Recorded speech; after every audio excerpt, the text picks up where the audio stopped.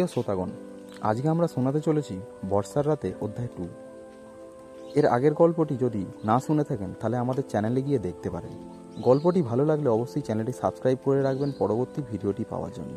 চলুন বন্ধুরা, গল্পটি শুরু করা যাক।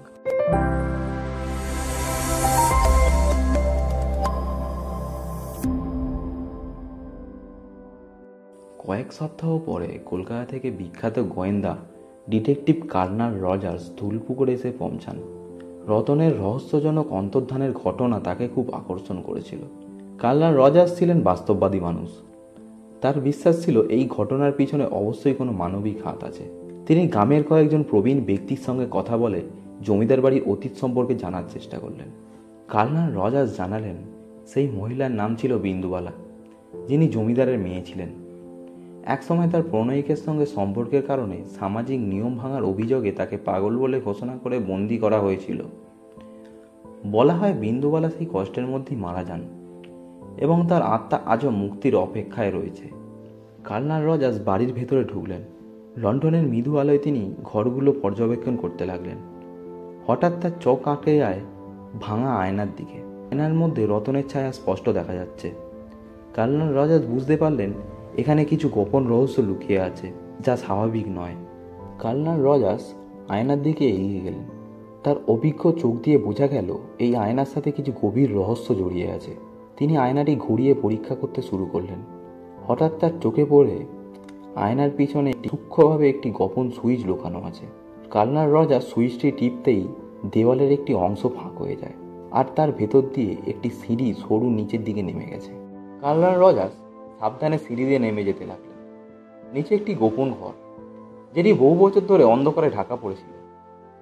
ঘরের ভেতরে ধুলো জমে আছে, আর এক কোণায় পুরনো একটি বিছানা দেখা যায়।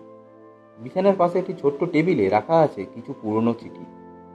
কার্নাল রজার্স চিঠিগুলি হাতে তুলে নিলেন এবং পড়তে শুরু করলেন। চিঠিগুলির মধ্যে বিন্দুবালার লেখা রয়েছে। তার প্রেমিকের সাথে তার সম্পর্ক এবং তাকে সমাজের চোখে শাস্তি দেওয়ার বেদনাদায়ক কাহিনী সেখানে লেখা ছিল।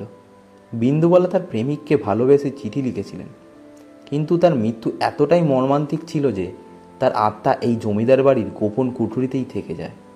কার্নাল রজার্স চিঠিগুলি হাতে নিয়ে সিঁড়ি বেয়ে ওপরে উঠে আসেন। তিনি আয়নার সামনে দাঁড়িয়ে বলেন, বিন্দুবালা, তোমার যন্ত্রণা আমি বুঝতে পেরেছি, কিন্তু তোমার এই যন্ত্রণা তোমার ভালোবাসার মানুষকে ফিরাতে পারবে না। এখন তোমার মুক্তি দরকার। তার কথা শেষ হতে না হতেই আয়নার মধ্যে বিন্দুবালার মুখটি স্পষ্ট হয়ে উঠল। তার চোখে দুঃখ মিশ্রিত জ্বলন্ত দৃষ্টি ধীরে ধীরে স্নান হতে শুরু করে। আয়নার মধ্যে একটি মৃদু কান্নার আওয়াজ শোনা যায়। আমি মুক্তি চাই। কার্নাল রজার্স বুঝতে পারলেন বিন্দুবালার আত্মাকে চিরতরে মুক্তি দেওয়ার জন্য এই চিঠিগুলিকে প্রকাশ্যে আনতে হবে, যেন সমাজ তার ভালোবাসার কাহিনী জানে।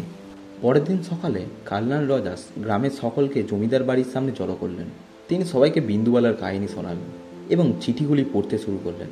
গ্রামের লোকেরা স্তব্ধ হয়ে শোনে। বিন্দুবালার আত্মার কষ্টের কাহিনী শুনে সবাই শোকাহত।